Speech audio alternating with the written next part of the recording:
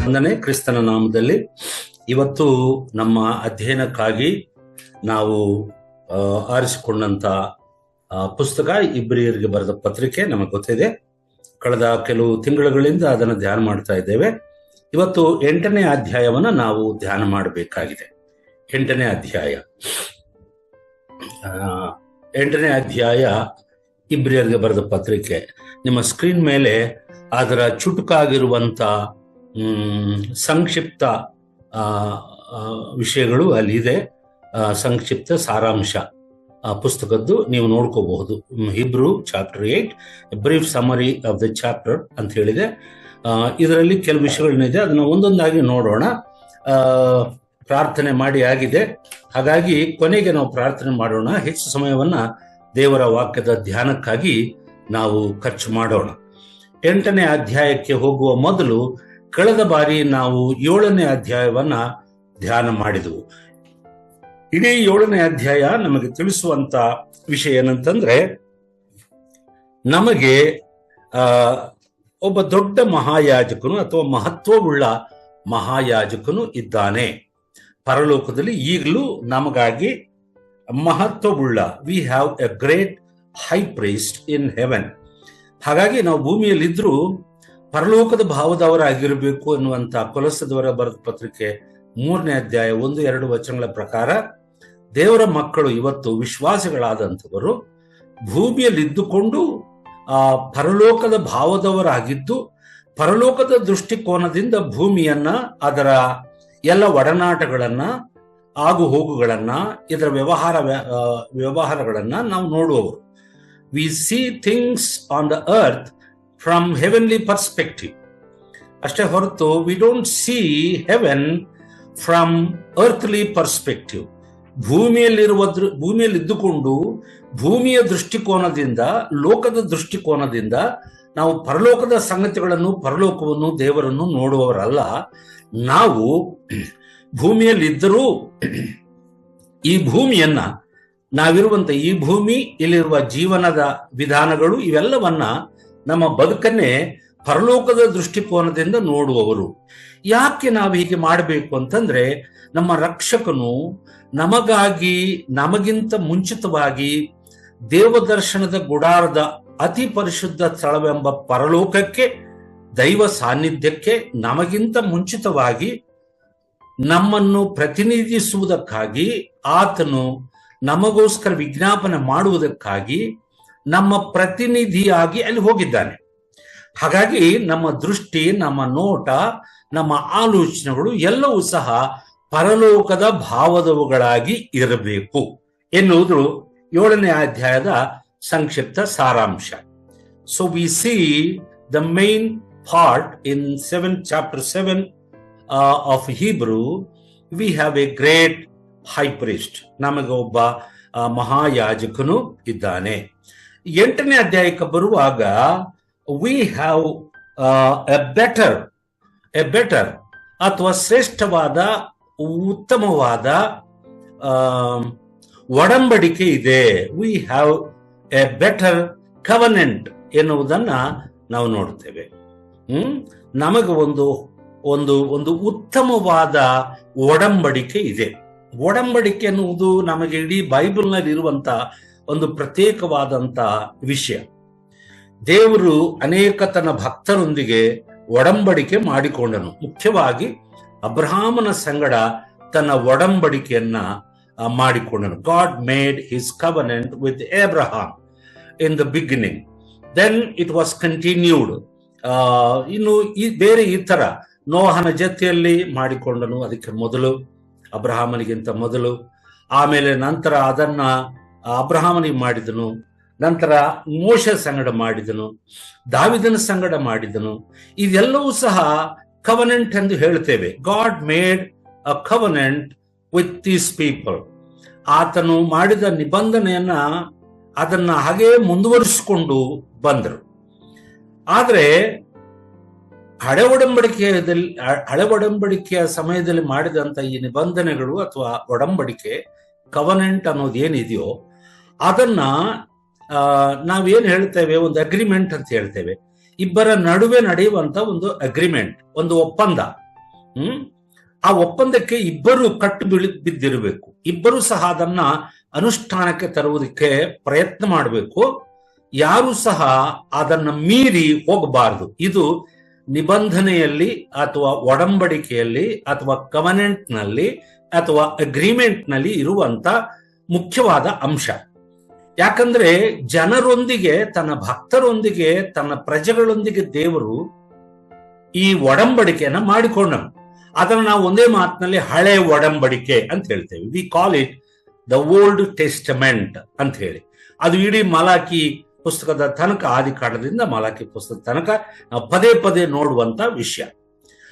ಇದರ ಜೊತೆಯಲ್ಲಿ ದೇವರು ಧರ್ಮಶಾಸ್ತ್ರವನ್ನ ಕೊಟ್ಟನು, ಅನೇಕ ನಿಯಮ ನಿಬಂಧನೆಗಳನ್ನ ತನ್ನ ಪ್ರಜೆಗಳಾದ ಇಸ್ರಾಯೇಲರಿಗೆ ಕೊಟ್ಟನು. ಮುಖ್ಯವಾಗಿ ಈ ನಿಬಂಧನೆ ಒಳಗೆ ಇರುವಂತ ಇನ್ನೊಂದು ಅಂಶವೇನೆಂದ್ರೆ, ಅವರಿಗೆ ತನ್ನ ದರ್ಶನವನ್ನು ಕೊಡುವುದಕ್ಕಾಗಿ ದೇವರು ಅರಣ್ಯದಲ್ಲಿ ದೇವದರ್ಶನದ ಗುಡಾರದ ನಮೂನೆಯನ್ನ ಹೇಳಿ ಮೋಶೆಯ ಮೂಲಕ ಅದನ್ನ ಕಟ್ಟಿಸಿದನು. ಅದರ ನಂತರ ಸೊಲೊಮೋನನ ಕಾಲದಲ್ಲಿ ಯೆರೂಸಲೇಮಿನಲ್ಲಿ ಒಂದು ದೊಡ್ಡ ದೇವಾಲಯವನ್ನೇ, ಒಂದು ಸ್ಥಿರವಾದ ಕಟ್ಟಡವನ್ನೇ ಕಟ್ಟಿಸಿ ಅಲ್ಲಿ ಯಜ್ಞ ಯಾಗಾದಿಗಳನ್ನ ಮಾಡ್ತಾ ಇದ್ರು, ಬಲಿಯನ್ನ ಕೊಡ್ತಾ ಇದ್ರು. ಕುರಿ ಮತ್ತು ಹೋತಗಳು ಇವೆಲ್ಲವನ್ನ ಅವರು ರಕ್ತ ಸುರಿಸಿ ಯಜ್ಞವನ್ನ ಮಾಡ್ತಾ ಇದ್ರು. ಇವೆಲ್ಲವೂ ನಮಗೆ ಪರಿಚಯ ಇದೆ. ಆದ್ರೆ 8ನೇ ಅಧ್ಯಾಯಕ್ಕೆ ಬರುವಾಗ ನಾನು ಈಗಾಗಲೇ ಹೇಳಿದ ಹಾಗೆ 8ನೇ ಅಧ್ಯಾಯ ಹಲವಾರು ವಿಷಯಗಳನ್ನು ನಮಗೆ ತಿಳಿಸ್ತದೆ. ಆದ್ರೆ ಮುಖ್ಯವಾಗಿ V have a better covenant, ನಮಗೆ ಒಂದು ಉತ್ತಮವಾದ ಶ್ರೇಷ್ಠವಾದ ಒಡಂಬಡಿಕೆ ಇದೆ ಎಂಬುದು ಇದು ನಮಗೆ ತಿಳಿಸುವಂತ ವಿಷಯ. 1-2 ವಚನಗಳನ್ನು ನಾವು ನೋಡುವಾಗ ಏನ್ ಹೇಳ್ತಾನೆ, ನಾವು ಈಗ ಹೇಳುವ ಸಂಗತಿಗಳನ್ನು ಮುಖ್ಯವಾದ ಸಂಗತಿಗಳಲ್ಲಿ ಮುಖ್ಯವಾದ ಮಾತೇನೆಂದರೆ, ಪರಲೋಕದೊಳಗೆ ಮಹತ್ವವುಳ್ಳ ದೇವರ ಸಿಂಹಾಸನದ ಬಲಗಡೆಯಲ್ಲಿ ಆಸನಾರೂಢನಾದಂಥ ಮಹಾಯಾಜಕನು ನಮಗಿದ್ದಾನೆ. 7ನೇ ಅಧ್ಯಾಯದಲ್ಲಿ ಯಾವುದನ್ನು ಪ್ರಸ್ತಾವನೆ ಮಾಡಿದನೋ ಈ ಗ್ರಂಥಕರ್ತನು ಅದನ್ನೇ ಮುಂದುವರಿಸಿಕೊಂಡು ಅವರಿಗೆ ನೆನಪು ಮಾಡ್ತಾನೆ. He reminds his readers that already he has mentioned this topic in his 7th chapter. ಅದನ್ನು ಮುಂದುವರಿಸಿಕೊಂಡು ಪರಲೋಕದೊಳಗೆ ಮಹತ್ವವುಳ್ಳ ದೇವರ ಸಿಂಹಾಸನದ ಬಲಗಡೆಯಲ್ಲಿ ಆಸನಾರೂಢನಾದಂಥ ಮಹಾಯಾಜಕನು ನಮಗಿದ್ದಾನೆ. A better priest is there, high priest is there for us in heaven. ಪರಲೋಕದಲ್ಲಿ ನಮಗೆ ಒಬ್ಬ ಮಹಾಯಾಜಕನು ಇದ್ದಾನೆ, ಮಹತ್ವವುಳ್ಳ ಯಾಜಕನು ಇದ್ದಾನೆ ಅಂತ ಹೇಳ್ತಾನೆ. 1-2 ಈತನು ಪವಿತ್ರ ಸ್ಥಾನದಲ್ಲಿ, ಅಂದರೆ ಮನುಷ್ಯನು ಹಾಕದೆ ಆತನೇ ಹಾಕಿದ ನಿಜವಾದ ದೇವ ದರ್ಶನದ ಗುಡಾರದಲ್ಲಿ ಯಾಜಕೋದ್ಯೋಗ ನಡೆಸುವವನಾಗಿದ್ದಾನೆ. ಈ ಪರಿಚಯ ನೋಡಿ ಎಷ್ಟು ಚಂದಾಗಿ ಸೊಗಸಾಗಿ ಮಾಡ್ತಾನೆ. ಈ ಲೋಕದಿಂದ ಮೇಲಕ್ಕೆ ತೆಗೆದುಕೊಳ್ಳಲ್ಪಟ್ಟಂತ ಯೇಸು ಕ್ರಿಸ್ತನೆಂಬ ನಮ್ಮ ರಕ್ಷಕನು ನಮಗಾಗಿ ಮಹಾಯಾಜಕನಂತೆ ಪರಲೋಕದೊಳಕ್ಕೆ ಸೇರಿ ಅಲ್ಲಿರುವಂತ ದೇವಾಲಯದಲ್ಲಿ ನಮಗೋಸ್ಕರ ಯಾಜಕೋದ್ಯೋಗವನ್ನ ಮಾಡುತ್ತಿದ್ದಾನೆ. ಇಬ್ರಿಯ ಕ್ರೈಸ್ತರಿಗೆ ಮತ್ತು ಎಲ್ಲಾ ಇಬ್ರಿಯರಿಗೂ ಗೊತ್ತಿರುವಂತ ಒಂದು ವಿಷಯವೇನಂತಂದ್ರೆ, ದೇವದರ್ಶನದ ಗುಡಾರ ಅಥವಾ ದೇವಾಲಯ, ಅಲ್ಲಿ ಕಾರ್ಯನಿರ್ವಹಿಸುವಂತ ಯಾಜಕೋದ್ಯೋಗವನ್ನ ನಡೆಸುವಂತ ಯಾಜಕರು, ಪ್ರೇಷಿತರು, ಅವರು ನಡೆಸುವಂತ ಯಜ್ಞ ಯಾಗಾದಿಗಳ ಕ್ರಮಗಳು, ವಿಧಿವಿಧಾನಗಳು ಇವೆಲ್ಲವೂ ಗೊತ್ತು, ಅವರಿಗೆ ಪರಿಚಯ ಇದೆ. ಅದು ಅವರ ದೃಷ್ಟಿಯಲ್ಲಿ ತುಂಬಾ ಮುಖ್ಯವಾದದ್ದು, ಶ್ರೇಷ್ಠವಾದದ್ದು. ದೇವರನ್ನ ತಾವು, ಪಾಪಿಗಳಾದ ತಾವು ಭೇಟಿ ಮಾಡುವಂತ ಒಂದು ವಿಶೇಷವಾದ, ಪ್ರತ್ಯೇಕವಾದ, ಪವಿತ್ರವಾದ ಸ್ಥಳವೆಂಬ ಭಾವನೆ ಅವರಲ್ಲಿತ್ತು. ಅದು ಸ್ವಲ್ಪ ಮಟ್ಟಿಗೆ ನಿಜಾನೂ ಹೌದು. ಯಾಕಂದ್ರೆ ಅತಿ ಪರಿಶುದ್ಧ ಸ್ಥಳದಲ್ಲಿ ದೇವರ ಮೇಘವು ಬಂದು ಅಥವಾ ಶೆಕಿನ ಎಂಬ ತೇಜಸ್ಸು ಬಂದು ಮಹಾಯಾಜಕನ ತಕೊಂಡು ಬರುವಂತ ಯಜ್ಞದ ರಕ್ತವನ್ನ ಅಲ್ಲಿ ಚಿಮುಕಿಸುವಾಗ ಅದನ್ನ ನೋಡಿ ತನ್ನ ಜನರ ಪಾಪವನ್ನು, ಅವರ ದೋಷವನ್ನ ತಾತ್ಕಾಲಿಕವಾಗಿ ಟೆಂಪರರಿಲಿ ಯೂಸ್ ಟು ಫರ್ಗಿವ್. ಆದ್ರೆ ಇವೆಲ್ಲವನ್ನು ದೇವರು ಕೊಟ್ಟದ್ರ ಉದ್ದೇಶ ಬೇರೆ ಇತ್ತು, ಅದು ಬೇರೆ ವಿಷಯ. ಆದ್ರೆ ಮುಂದುವರಿಯೋಣ. 3-4 ವಚನಗಳಲ್ಲಿ 3ನೇ ವಚನ ನೋಡೋಣ. ಏನು ಹೇಳ್ತಾನೆ 3ನೇ ವಚನದಲ್ಲಿ? ಪ್ರತಿಯೊಬ್ಬ ಮಹಾಯಾಜಕನು ಕಾಣಿಕೆಗಳನ್ನು ಯಜ್ಞಗಳನ್ನು ಸಮರ್ಪಿಸುವುದಕ್ಕೆ ನೇಮಕವಾಗಿರುತ್ತಾನಷ್ಟೇ. ಆದುದರಿಂದ ಸಮರ್ಪಿಸುವುದಕ್ಕೆ ಈ ಮಹಾಯಾಜಕನಿಗೂ ಏನಾದರೂ ಇರಬೇಕು ಅಂತ ಹೇಳ್ತಾನೆ. ಅಂದ್ರೆ ದೇವದರ್ಶನದ ಗುಡಾರದಲ್ಲಿ ಪ್ರೀಸ್ಟ್ಹುಡ್ ಕೆಲಸ ಮಾಡುವಂತ, ಅಂದ್ರೆ ಯಾಜಕೋದ್ಯೋಗವನ್ನು ನಡೆಸುವಂತ ವ್ಯಕ್ತಿಗಳು ಖಂಡಿತವಾಗಿ ಅಲ್ಲಿ ಯಜ್ಞಗಳನ್ನ, ನೈವೇದ್ಯಗಳನ್ನ, ಕಾಣಿಕೆಗಳನ್ನ ಅರ್ಪಿಸಬೇಕು. ಜನರು ತೆಗೆದುಕೊಂಡು ಬಂದಂತವುಗಳನ್ನ ಅವರಲ್ಲಿ ನಡೆಸಬೇಕು. ಜನರು ತೆಗೆದುಕೊಂಡು ಬಂದಂತ ಯಜ್ಞವನ್ನ ಜನರ ಪರವಾಗಿ, ತಮ್ಮ ಪರವಾಗಿ ದೇವರಿಗೆ ಅವರು ಅರ್ಪಿಸಿ ಮಧ್ಯವರ್ತಿಗಳಾಗಿ ಕೆಲಸ ಮಾಡ್ತಾ ಇದ್ರು. ಆದ್ರೆ ಈಗ ಯೇಸು ಕ್ರಿಸ್ತನು ಪರಲೋಕದ ದೇವಾಲಯವೆಂಬ ದೇವಾಲಯದಲ್ಲಿ, ದೇವದರ್ಶನದ ಗುಡಾರವೆಂಬ ದೇವಾಲಯದಲ್ಲಿ ಯಾಜಕೋದ್ಯೋಗವನ್ನ ಮಾಡ್ತಾ ಇದ್ದಾನೆ ಅಂತ ಮೊದಲೇ 2 ವಚನಗಳಲ್ಲಿ ಹೇಳಿದ್ರಲ್ಲ. ಈ ಪ್ರೀಸ್ಟ್ಹುಡ್, ಈ ಯಾಜಕೋದ್ಯೋಗವನ್ನ ನಡೆಸುವುದಕ್ಕೆ ಕ್ರಿಸ್ತನಿಗೂ, ಯೇಸು ಕ್ರಿಸ್ತನಿಗೂ ಒಂದು ಯಜ್ಞವು ಬೇಕಲ್ಲ. ಆ ಯಜ್ಞವು ಎಂಥದ್ದು ಅದನ್ನ ಮತ್ತೆ ಹೇಳ್ತಾನೆ. ಅದು ಸಹ ಬಹಳ ಬೆಟರ್ ಸ್ಯಾಕ್ರಿಫೈಸ್ ಅಂತ ಹೇಳ್ತಾನೆ. Better high priest, better covenant, better sacrifice ಅಂತ ಹೇಳ್ತಾರೆ. ಎಲ್ಲವೂ ಶ್ರೇಷ್ಠವಾದಂಥದ್ದು. ಈ ಲೋಕದಲ್ಲಿ ಇಸ್ರಾಯೇಲರು ನಡೆಸಿಕೊಂಡು ಬಂದಂತ ಇವೆಲ್ಲವೂ ಸಹ, ಅವರಿಗೆ ಇದ್ದನು, ಆದ್ರೆ ಆತನು ಶ್ರೇಷ್ಠನಾದ ಮಹಾಯಾಜಕನಲ್ಲ. ಯಾಕಂದ್ರೆ ಅವರು ಪದೇ ಪದೇ ವರ್ಷಕ್ಕೊಮ್ಮೆ ಒಂದಾವರ್ತಿ ಬದಲಾವಣೆ ಆಗ್ತಾ ಇದ್ರು. ಹಾಗಾಗಿ ನೋಬಡಿ ವಾಸ್ ಪರ್ಮನೆಂಟ್. ಹಾಗಾಗಿ ಅವರು ಶ್ರೇಷ್ಠರು ಎಂದು ಹೇಳುವುದಕ್ಕಾಗುವುದಿಲ್ಲ. ಲೇವಿ ಗೋತ್ರದಲ್ಲಿ ಹುಟ್ಟಿದವರು ಅವರು ಮಾತ್ರವೇ ಅದನ್ನ ಮಾಡ್ತಾ ಇದ್ರು, ಒಬ್ಬರ ನಂತರ ಒಬ್ಬರು ಮಾಡ್ತಾ ಇದ್ರು. ಮತ್ತೆ ಅವರಿಗೊಂದು ಒಡಂಬಡಿಕೆ ಇತ್ತು. ಅದು ದೇವರು ತಮ್ಮ ಪಿತೃಗಳಲ್ಲಿ ಒಬ್ಬನಾದಂತ ಅಬ್ರಹಾಮನೊಂದಿಗೆ ಮಾಡಿದ ಒಡಂಬಡಿಕೆ, ಅದು ಅವರಿಗಿತ್ತು. ಮತ್ತೆ ಅವರಿಗೆ ಯಾಜಕರು ಇದ್ರು, ಮಹಾಯಾಜಕರು. ಆಮೇಲೆ ಅವರು ಅರ್ಪಿಸುತ್ತಿದ್ದಂತ ಯಜ್ಞಗಳು ಸಹ ಇದ್ವು. ಆದ್ರೆ ಅವುಗಳನ್ನು ಶ್ರೇಷ್ಠವಾದಂಥವುಗಳು, ಮಹತ್ವವುಳ್ಳಂತ ಸಂಗತಿಗಳು ಅಂತ ಹೇಳೋಕೆ ಬರೋಲ್ಲ.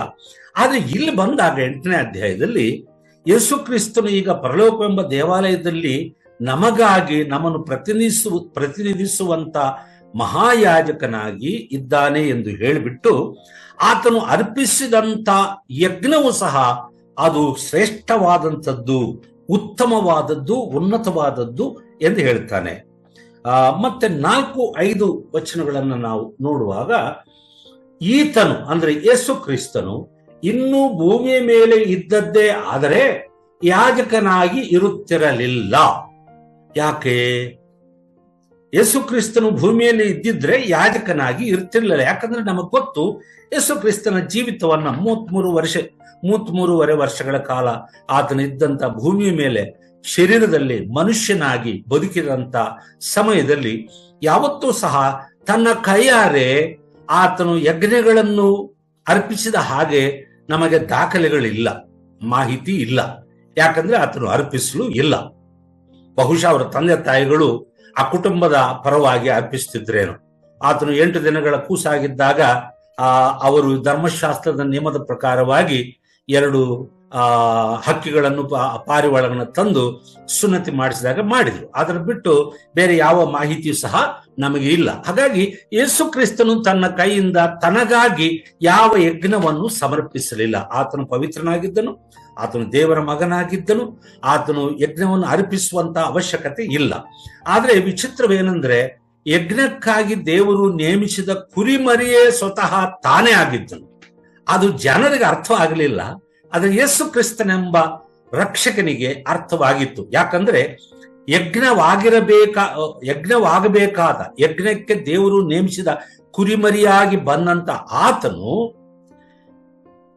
ತನ್ನನ್ನು ಯಜ್ಞಕ್ಕೋಸ್ಕರ ಸಮರ್ಪಿಸುವುದಕ್ಕೆ ಯಾವುದೇ ಯಾಜಕನ ಮೇಲೆ ಆತನು ಆಧಾರವಾಗಲಿಲ್ಲ. ತನ್ನನ್ನು ತಾನೇ ಯಜ್ಞವಾಗಿ ಸಮರ್ಪಿಸಿಕೊಂಡನು. ಅನೇಕ ವಚನಗಳಲ್ಲಿ ನಾವು ನೋಡುತ್ತೇವೆ. ಯೇಸು ಕ್ರಿಸ್ತನು ಸಹ ಅದನ್ನ ತಾನು ಜೀವಂತವಾಗಿದ್ದಾಗ ಶಿಷ್ಯರಿಗೆ ಹೇಳಿದನು.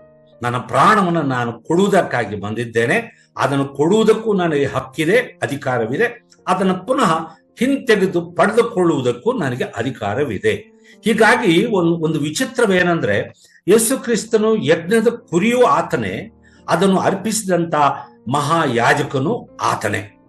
ಹಾಗಾಗಿ ಈಗ ಶ್ರೇಷ್ಠವಾದ ಯಜ್ಞವನ್ನು ಈ ಶ್ರೇಷ್ಠವಾದ ಮಹಾಯಾಜಕನು ನಮಗಾಗಿ ಶಿಲುಬೆಯ ಮೇಲೆ ಸಮರ್ಪಿಸಿ ತಿರುಗಿ 3ನೇ ದಿನದಲ್ಲಿ ಎದ್ದು ಬಂದದ್ದರಿಂದ ಅದನ್ನ ಮನವರಿಕೆ ಮಾಡಿಕೊಡುವುದಕ್ಕಾಗಿ ಯೇಸು ಕ್ರಿಸ್ತನನ್ನು ಪಾಪದಿಂದ ಬಿಡಿಸುವಂತ, ಲೋಕದ ಜನರನ್ನು ಪಾಪದಿಂದ ಬಿಡಿಸುವ ಯಜ್ಞದ ಕುರಿ ಆತನೇ.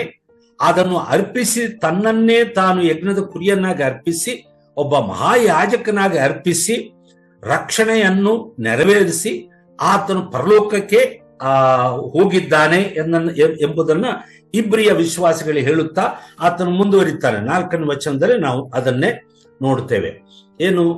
ಆತನು ಇನ್ನೂ ಭೂಮಿ ಮೇಲೆ ಇದ್ದದ್ದೇ ಆದ್ರೆ ಯಾಜಕನಾಗಿ ಇರುತ್ತಿರಲಿಲ್ಲ. ಯಾಕಂದ್ರೆ ಧರ್ಮ ನಿಯಮದ ಪ್ರಕಾರ ಕಾಣಿಕೆಗಳನ್ನು ಸಮರ್ಪಿಸುವವರು ಇದ್ದೇ ಇರುತ್ತಾರೆ. ಅವರು ಪರಲೋಕದಲ್ಲಿರುವ ದೇವಾಲಯದ ಪ್ರತಿರೂಪವೂ ಛಾಯೆಯೂ ಆಗಿರುವ ಆಲಯದಲ್ಲಿ ಯಾಜಕತ್ವವನ್ನು ನಡೆಸುವವರು.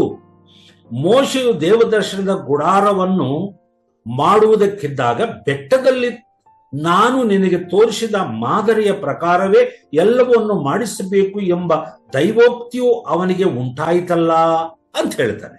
ಅಂದ್ರೆ ದೇವರು ಮೋಶೆಗೆ ಕೊಟ್ಟಂತ ಆಜ್ಞೆಯ ಪ್ರಕಾರವಾಗಿಯೇ ಈ ಭೂಮಿಯ ಮೇಲೆ ಒಂದು ದೇವದರ್ಶನದ ಗುಡಾರವನ್ನ ಮಾಡಿದನು. ಅದರಲ್ಲಿ ಸೇವೆ ಮಾಡುವುದಕ್ಕಾಗಿ ಲೇವಿ ಗೋತ್ರದಿಂದ ಅಹರೋನ ಸಂತತಿಯವರಿಂದ ಆರಿಸಿಕೊಳ್ತಾ ಇದ್ರು. ಯಾರನ್ನ? ಯಾಜಕರನ್ನು, ಮಹಾಯಾಜಕರನ್ನು ಆರಿಸಿಕೊಳ್ತಾ ಇದ್ರು. ಅದನ್ನೇ ಹೇಳ್ತಾನೆ. ಆದ್ರೆ ದೇವರು ಇವರಿಗೆ ಇದೆಲ್ಲ ಕೊಟ್ಟಿದ್ಯಾಕೆ? ದೇವದರ್ಶನವನ್ನು ಕೊಟ್ಟಿದ್ಯಾಕೆ? ದೇವದರ್ಶನದ ಗುಡಾರವನ್ನು ಕೊಟ್ಟಿದ್ಯಾಕೆ? ಅದರಲ್ಲಿ ಯಾಜಕೋದ್ಯೋಗವನ್ನು ಮಾಡಬೇಕೆಂಬ ನಿಯಮ ಇಟ್ಟದ್ಯಾಕೆ? ಆ ಯಾಜಕೋದ್ಯೋಗವನ್ನ ಯಜ್ಞಗಳನ್ನು ಅರ್ಪಿಸುವ ಮೂಲಕ ನಡೆಸಬೇಕು ಎಂಬ ನಿಯಮಗಳನ್ನು, ನಿಬಂಧನೆಗಳನ್ನು ಯಾಕೆ ಕೊಟ್ಟನು ಅಂತಂದ್ರೆ, ಇವೆಲ್ಲವೂ ಸಹ ಪರಲೋಕದ ಛಾಯೆಯು ಆಗಿತ್ತು ಎಂಬುದಾಗಿ ಈಗಾಗಲೇ ನಾವು ಓದಿದು. ಇದು ನಿಜವಲ್ಲ. ಅದನ್ನು ಕೊಡುವುದರ ಹಿಂದೆ ದೇವರಿಗೆ ಒಂದು ಉದ್ದೇಶವಿತ್ತು. ಏನಂದ್ರೆ, ಕಾಲವು ಪರಿಪೂರ್ಣವಾದಾಗ ತನ್ನ ಮಗನನ್ನೇ ಈ ಲೋಕಕ್ಕೆ ಕಳಿಸಬೇಕೆಂಬ ನಿರ್ಣಯ ದೇವರಿಗೆ ಇತ್ತು.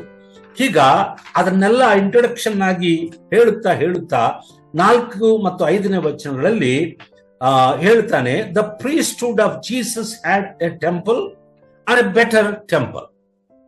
ಕ್ರಿಸ್ತನು ಯಾಜಕನು, ಮಹಾಯಾಜಕನು, ಶ್ರೇಷ್ಠ ಯಾಜಕನು, ಮಹತ್ವವುಳ್ಳ ಯಾಜಕನು ಅಂತ ನಾವು ಈಗಾಗಲೇ ಕಲಿತು. ಯಾಕಂದ್ರೆ ಈಗ ಆತನು ಮಧ್ಯವರ್ತಿಯಾಗಿ ವಿಜ್ಞಾಪನೆ ಮಾಡುತ್ತಿದ್ದಾನೆ. ಅಂದ್ರೆ ಮಹಾಯಾಜಕನು ಮಾಡುವಂತ ಕೆಲಸ ಜನರ ಪರವಾಗಿ, ಅದನ್ನೇ ಈಗ ಯೇಸು ಸ್ವಾಮಿ ಮಾಡ್ತಾ ಇದ್ದಾನೆ. ಆದ್ರೆ ಎಲ್ಲಿ ಮಾಡ್ತಾ ಇದ್ದಾನೆ? ಈ ಲೋಕದಲ್ಲಿರುವಂತ ಯಾವುದೇ ಗುಡಾರ ಅಥವಾ ದೇವಾಲಯದಲ್ಲ. ಸಾಕ್ಷಾತ್ತು ಆತನು ಪರಲೋಕದಲ್ಲಿ ಇರುವಂತ ದೇವಾಲಯದಲ್ಲಿ, ದೇವರ ಸಾನ್ನಿಧ್ಯದಲ್ಲಿ ಆತನು ನಮಗಾಗಿ ಇದ್ದುಕೊಂಡು ವಿಜ್ಞಾಪನೆ ಎಂಬಂತ ಯಾಜಕೋದ್ಯೋಗವನ್ನ ಮಾಡುತ್ತಾ ಇದ್ದಾನೆ. ಯಾಕಂದ್ರೆ ಈಗಾಗಲೇ ಒಂದೇ ಯಜ್ಞವನ್ನ ತನ್ನನ್ನೇ ತಾನು ಯಜ್ಞವಾಗಿ ಸಮರ್ಪಿಸಿಕೊಂಡಿದ್ದಾನೆ. ಹಾಗಾಗಿ ಆ ಯಜ್ಞವನ್ನ ನಂಬಿ ತನ್ನ ಬಳಿಗೆ ಬರುವವರಿಗೋಸ್ಕರ ತಂದೆಯ ಬಳಿಯಲ್ಲಿ ವಿಜ್ಞಾಪನೆ ಮಾಡುವುದಕ್ಕೋಸ್ಕರ ಯಾಜಕ ಉದ್ಯೋಗವನ್ನ ಅಲ್ಲಿ ನಡೆಸ್ತಾ ಇದ್ದಾನೆ. ಹಾಗಾಗಿ 4-5 ವಚನಗಳು ನಮಗೆ ಹೇಳುವುದೇನೆಂದ್ರೆ, ಕ್ರಿಸ್ತನೆಂಬಂತ ನಮ್ಮ ರಕ್ಷಕನು, ಆತನು ಯಾಜಕೋದ್ಯೋಗವನ್ನು ಮಾಡುತ್ತಿರುವ ಒಂದು ದೇವಾಲಯವಿದೆ. ಆ ದೇವಾಲಯವು ಶ್ರೇಷ್ಠವಾದ ದೇವಾಲಯ, ಉತ್ತಮವಾದ ದೇವಾಲಯ. ಆದ್ರೆ ಈ ಲೋಕದಲ್ಲಿದ್ದಂತ ಗುಡಾರವಾಗಲಿ ದೇವಾಲಯವಾಗಲಿ ಅದು ಕೇವಲ ಛಾಯೆಯಾಗಿತ್ತು ಎಂಬುದನ್ನ ಹೇಳ್ತಾನೆ. ಆಗ ಎಲ್ಲವೂ ಬೆಟರ್, ಉತ್ತಮವಾದದ್ದು, ಶ್ರೇಷ್ಠವಾದದ್ದು, ಅಂದ್ರೆ ಅತ್ಯುತ್ತಮವಾದದ್ದು, ಶ್ರೇಷ್ಠವಾದದ್ದು, ಮಹತ್ವವುಳ್ಳದ್ದು ಅಂತ ಹೇಳ್ತಾನೆ. ಆಮೇಲೆ 6ನೇ ವಚನವನ್ನ ನಾವು ನೋಡುವಾಗ, ಕ್ರಿಸ್ತನು ಮಾಡಿದಂತ ಈ ಯಜ್ಞ, ತಾನು ಸಮರ್ಪಿಸಿದಂತ ಈ ಯಜ್ಞದ ಕಡೆಯಿಂದ ನಮಗೆ ದೊರಕಿದ ಅಥವಾ ಬಂದಂತ ಫಲಿತಾಂಶ ಏನು? What was the result that we got from the sacrifice of Jesus? ಕ್ರಿಸ್ತನು ಶಿಲುಬೆಯಲ್ಲಿ ಮಾಡಿದಂತ ಆ ಯಜ್ಞದಿಂದ ನಮಗೆ ಉಂಟಾದ ಪ್ರತಿಫಲವೇನು? ಏನು ಅಂದ್ರೆ, ಈಗ Jesus presides over a superior priesthood with a better covenant and better promises. ಅಂದ್ರೆ ಒಂದು ಉತ್ತಮವಾದ ಶ್ರೇಷ್ಠವಾದ ಏನಂತಾನೆ ಒಡಂಬಡಿಕೆಯನ್ನು ಮಾಡಿ ಮತ್ತು ಶ್ರೇಷ್ಠವಾದ ವಾಗ್ದಾನಗಳನ್ನ ಕೊಟ್ಟಿರುವಂತ ಯೇಸು ಕ್ರಿಸ್ತನು ಅವುಗಳನ್ನ ಅತ್ಯಂತ ಮಹತ್ವವುಳ್ಳ ರೀತಿಯಲ್ಲಿ ಮುಂದುವರಿಸಿಕೊಂಡು ಪರಲೋಕದಲ್ಲಿ ತನ್ನ ಯಾಜಕೋದ್ಯೋಗವನ್ನ ಮಾಡುತ್ತಾ ಇದ್ದಾನೆ ಅಂತ ಹೇಳ್ತಾನೆ. ಓಕೆ, ಶ್ರೇಷ್ಠವಾದ ನೋಡ್ರಿ 6ನೇ ವಚನ, ಆದರೆ ಯೇಸು ಅದಕ್ಕಿಂತ ಶ್ರೇಷ್ಠವಾದ ಯಾಜಕೋದ್ಯೋಗವನ್ನು ಹೊಂದಿದವನಾಗಿದ್ದಾನೆ. ಅಂದ್ರೆ ಯಾವುದಕ್ಕಿಂತ? ಮೋಶೆಗೆ ಕೊಟ್ಟಂತ ದೇವದರ್ಶನ ಗುಡಾರದ ರೂಪರೇಖೆಗಳಾಗಿರ್ಲಿ, ನಮೂನೆ ಆಗಿರ್ಲಿ, ಮತ್ತ ಅಲ್ಲಿ ಮಾಡುವಂತ ಯಜ್ಞಗಳಾಗಿರ್ಲಿ, ಅಲ್ಲಿ ಮಾಡುವಂತ ಯಾಜಕರಾಗಿರ್ಲಿ, ಇವರೆಲ್ಲರಿಗಿಂತಲೂ ಯೇಸು ಕ್ರಿಸ್ತನು ಅವೆಲ್ಲವುಗಳಿಗಿಂತ ಶ್ರೇಷ್ಠವಾದ ಯಾಜಕೋದ್ಯೋಗವನ್ನು ಹೊಂದಿದವನಾಗಿದ್ದಾನೆ. ಉತ್ತಮ ವಾಗ್ದಾನಗಳ ಮೇಲೆ ಸ್ಥಾಪಿತವಾದ ಉತ್ತಮವಾದ ಒಡಂಬಡಿಕೆಗೆ ಮಧ್ಯಸ್ಥನಾಗಿದ್ದಾನೆ. ಉತ್ತಮವಾದ ಯಾಜಕೋದ್ಯೋಗ ಮಾಡ್ತಿದ್ದಾನೆ. ಉತ್ತಮವಾದ ವಾಗ್ದಾನಗಳ ಮೇಲೆ ಸ್ಥಾಪಿತವಾದ ಉತ್ತಮವಾದ ಒಡಂಬಡಿಕೆಗೆ ಮಧ್ಯಸ್ಥನಾಗಿ, ಎಲ್ಲವೂ ಉತ್ತಮನೇ. Everything is better. ಅಂದ್ರೆ ಯೇಸು ಕ್ರಿಸ್ತನನ್ನ ಇವರು ಮೋಶೆಗಿಂತ ಶ್ರೇಷ್ಠನನ್ನಾಗಿ, ಬ್ರಾಹ್ಮಣಿಗಿಂತ ಶ್ರೇಷ್ಠನನ್ನಾಗಿ, ಯೋನನಿಗಿಂತ ಶ್ರೇಷ್ಠನನ್ನಾಗಿ, ಆರೋನನಿಗಿಂತ ಶ್ರೇಷ್ಠನನ್ನಾಗಿ ಅಂಗೀಕರಿಸುವುದಕ್ಕೆ ಸ್ವಲ್ಪ ಅವರು ತಟಪಟಾಯಿಸ್ತಿದ್ರು, ಸ್ವಲ್ಪ ಹಿಂಜರಿತಾ ಇದ್ರು ಇಬ್ರಿಯ ಕ್ರೈಸ್ತರು.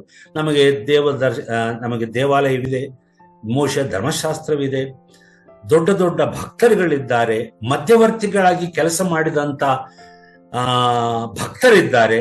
ಅವರೆಲ್ಲರಿಗಿಂತಲೂ ಯೇಸು ಕ್ರಿಸ್ತನು ಶ್ರೇಷ್ಠನಾಗಿದ್ದಾನೆಯೇ ಆತನನ್ನು ಹಿಂಬಾಲಿಸುವುದಕ್ಕೆ? ಆತನನ್ನು ನಂಬಿ ಆತನೇ ಎಲ್ಲವನ್ನ ನೆರವೇರಿಸಿದವನು ಎಂದು ನಂಬುವುದಕ್ಕೆ ಆಧಾರವೇನು ಎಂಬ ಒಂದು ಕಳವಳದಲ್ಲಿ, ಒಂದು ಕನ್ಫ್ಯೂಷನ್ ನಲ್ಲಿ ಇದ್ದಂತ ಇಬ್ರಿಯ ಕ್ರೈಸ್ತರಿಗೆ ಅದರ ವಿಷಯದಲ್ಲಿ ಸ್ಪಷ್ಟತೆ ಕೊಡುವುದಕ್ಕಾಗಿ ಇಡೀ ಗ್ರಂಥವನ್ನ ಬರೆದಿದ್ದಾನೆ, ನಮಗೆ ಗೊತ್ತಿದೆ.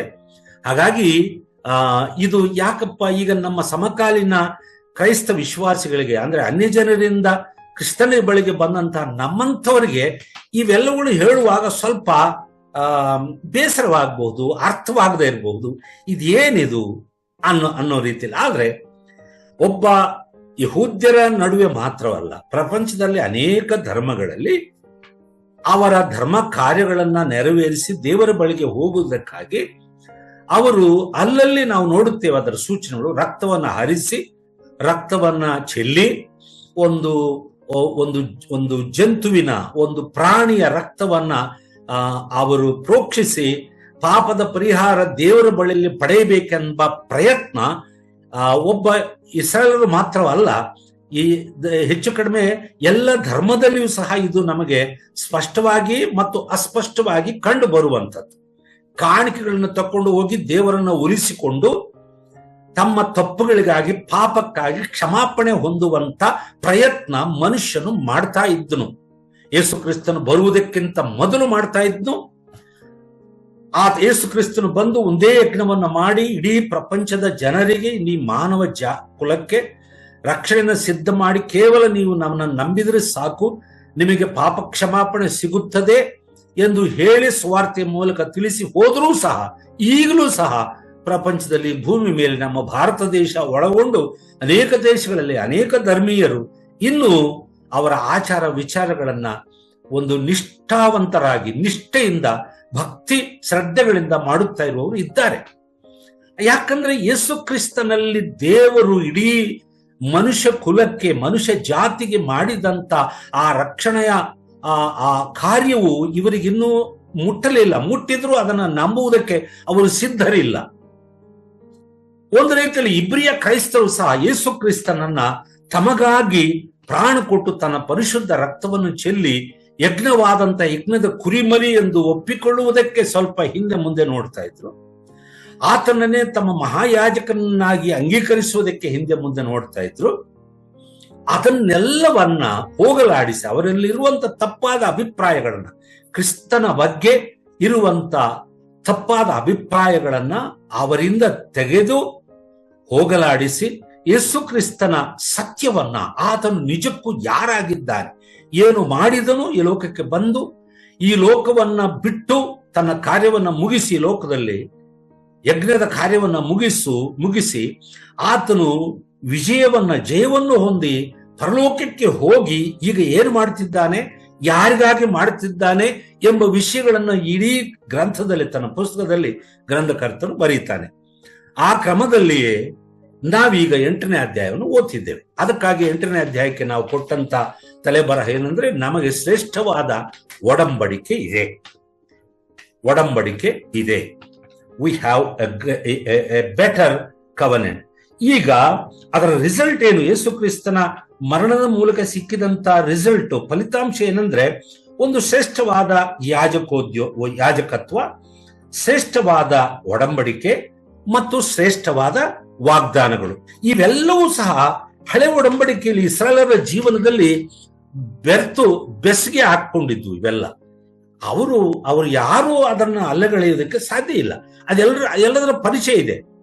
ಆದ್ರೆ ಇವೆಲ್ಲವೂ ಯೇಸು ಕ್ರಿಸ್ತನಲ್ಲಿ ಶ್ರೇಷ್ಠವಾದ ಮಟ್ಟದಲ್ಲಿ ನೆರವೇರಿದೆ. ಇನ್ನು ಯಾರು ಇವುಗಳಿಗಾಗಿ ಬೇರೆ ಯಾರನ್ನೂ ಯಾವುದನ್ನು ಆಶ್ರಯಿಸುವ ಅಗತ್ಯವಿಲ್ಲ. ಮತ್ತೆ ಪುನಃ ಅವುಗಳನ್ನು ನಡೆಸುವ ಅಗತ್ಯತೆ ಇಲ್ಲ ಎಂದು ಸ್ಥಿರಪಡಿಸುವ ಪ್ರಯತ್ನ ಈ ಗ್ರಂಥಕರ್ತನ ಮಾಡ್ತಾ ಇದ್ದಾರೆ. ಮುಂದುವರೆದು ನಾವು ನೋಡೋಣ. 7ನೇ ವಚನ, 6ನೇ ವಚನ ಆಯ್ತು. ಈಗ 7ನೇ ವಚನವನ್ನ ನಾವು ನೋಡೋಣ. ಈ 7ನೇ ವಚನದಲ್ಲಿ ಒಂದು ವಿಷಯ ನಮಗೆ ಗೊತ್ತಾಗ್ತದೆ. ಆ ಮೊದಲನೆಯ ಒಡಂಬಡಿಕೆಯು ದೋಷವಿಲ್ಲದ್ದಾಗಿದ್ದರೆ 2ನೆಯ ಒಡಂಬಡಿಕೆಗೆ ಅವಕಾಶವು ಇರುತ್ತಿರಲಿಲ್ಲ. ನೋಡ್ರಿ, 7ನೇ ವಚನ ಏನ್ ಹೇಳ್ತಾನೆ? ಹಳೆ ಒಡಂಬಡಿಕೆಯಲ್ಲಿ ದೇವರು ಕೊಟ್ಟಂತ ಆ ಹಳೆ ಒಡಂಬಡಿಕೆಯು ದೋಷವಿಲ್ಲದ್ದಾಗಿದ್ದರೆ, ಅದು ಕುಂದು ಕೊರತೆಗಳಿಲ್ಲದ್ದಾಗಿದ್ದರೆ ಮತ್ತೊಂದು ಒಡಂಬಡಿಕೆ ಹೊಸದಾಗಿ ತರಬೇಕಾದಂತ ಅಗತ್ಯತೆ ಇರುತ್ತಿರಲಿಲ್ಲ. ನಮಗೆ ಗೊತ್ತಿದೆ, ಯೇಸು ಕ್ರಿಸ್ತನು ಹೊಸ ಒಡಂಬಡಿಕೆಗೆ ಮಧ್ಯವರ್ತಿ ಆಗಿದ್ದಾನೆ, ಮಧ್ಯಸ್ಥರಾಗಿದ್ದಾನೆ. Jesus Christ our Lord, in and through his life and sacrifice and resurrection, Jesus became mediator between God and between human beings. ಮನುಷ್ಯರಿಗೂ ದೇವರಿಗೂ ನಡುವೆ ಆತನು ನಿಜವಾದ ಮಧ್ಯವರ್ತಿಯಾಗಿ, ಮಧ್ಯಸ್ಥನಾಗಿ, ಮೀಡಿಯೇಟರ್ ಆಗಿ ಆಗಿದ್ದಾನೆ. ಪಾಪದಲ್ಲಿರುವ ಜನರನ್ನ ರಕ್ಷಿಸಿ ತನ್ನ ಯಜ್ಞದ ಮೂಲಕವಾಗಿ ಅವರನ್ನು ಕ್ಷಮಿಸಿ ಅವರ ಪಾಪವನ್ನು ಪರಿಹರಿಸಿ ದೇವರ ಬಳಿಗೆ ಸೇರಿಸುವ ಏಕೈಕ ಮಾರ್ಗವಾಗಿ ಆಗಿದ್ದರಿಂದ ತನ್ನ ಮರಣ ಪುನರುತ್ಥಾನಗಳ ಮೂಲಕ ಈ ಕಾರ್ಯವನ್ನು ನಡೆಸಿದ್ದರಿಂದ ಆತನು ಇವೆಲ್ಲವುಗಳಿಗೆ ಅರ್ಹನಾಗಿದ್ದಾನೆ. 7ನೇ ವಚನ ಹೇಳುವುದೇನೆಂದ್ರೆ, the superiority of the new covenant. ಯಾಕಂದ್ರೆ ಆ ಮಾತನ್ನ ಅಲ್ಲಿ ಗ್ರಂಥಕರ್ತನ ಹೇಳ್ತಾನೆ, ಹಳೆ ಒಡಂಬಡಿಕೆಯು ದೋಷ, ಯಾವುದೇ ಕೊರತೆಗಳು ಇಲ್ಲದೆ ಇದ್ದಿದ್ರೆ, ಸಂಪೂರ್ಣವಾಗಿ ಇದ್ದಿದ್ದರೆ, ಫ್ಲಾಲೆಸ್ ಅಂತ ಹೇಳ್ತಾರೆ, ಇದ್ದಿದ್ದರೆ ಅದನ್ನ ನೆರವೇರಿಸಿ ಯಾರಾದ್ರೂ ಒಬ್ಬ ಮನುಷ್ಯನಾದ್ರೂ ದೇವರ ಮುಂದೆ ನೀತಿವಂತನೆಂಬ ನಿರ್ಣಯ ಹೊಂದಿದ್ದರೆ ಒಂದು ಹೊಸ ಒಡಂಬಡಿಕೆಗೆ ಅವಕಾಶವಿರ್ತಿರ್ಲಿಲ್ಲ. ಆದ್ರೆ ಅಗತ್ಯತ್ವವೂ ಇರ್ತಿರ್ಲಿಲ್ಲ. ಯೇಸು ಕ್ರಿಸ್ತ ಲೋಕಕ್ಕೆ ಬರಲೇಬೇಕಾಗಿರ್ಲಿಲ್ಲ. ಆದರೆ ಆ ಮೊದಲಿದ್ದಂತ ಹಳೆಯ ಒಡಂಬಡಿಕೆಯು, ಮೋಶೆಯ ಮೂಲಕ ದೇವರು ಕೊಟ್ಟಂತ ಒಡಂಬಡಿಕೆಯು, ಅಬ್ರಹಾಮನು ನೋವನ ಮೂಲಕ ಕೊಟ್ಟು ಅದನ್ನ ಮುಂದುವರಿಸಿಕೊಂಡು ದಾವಿದನ ತನಕ ತಂದಂತ ಆ ಒಡಂಬಡಿಕೆಯು ದೋಷವಿಲ್ಲದ್ದು ಆಗಿರಲಿಲ್ಲ. ಅಂದ್ರೆ ಧರ್ಮಶಾಸ್ತ್ರದ ದೋಷವಿಲ್ಲ. There is no flaw in the law because it has been given by God. ದೇವರು ಕೊಟ್ಟ ಧರ್ಮಶಾಸ್ತ್ರದಲ್ಲಿ ಆತನ ನಿಯಮ ನಿಬಂಧನೆಗಳಲ್ಲಿ ದೋಷವಿಲ್ಲ. ಆದರೆ ಅದನ್ನ ನೆರವೇರಿಸುವ ಪ್ರಯತ್ನದಲ್ಲಿ ಒಬ್ಬನೂ ಸಹ ಸಕ್ಸಸ್ ಆಗಲಿಲ್ಲ, ಜಯವನ್ನು ಹೊಂದಲಿಲ್ಲ, ಪಾಸ್ ಆಗಲಿಲ್ಲ, ಎಲ್ಲರೂ ಫೇಲ್ ಆದರು. ಒಬ್ಬನು ಬಿಟ್ಟು ಒಬ್ಬನ ಹೊರತಾಗಿ ಆ ಒಬ್ಬನೇ ಯೇಸು ಕ್ರಿಸ್ತ.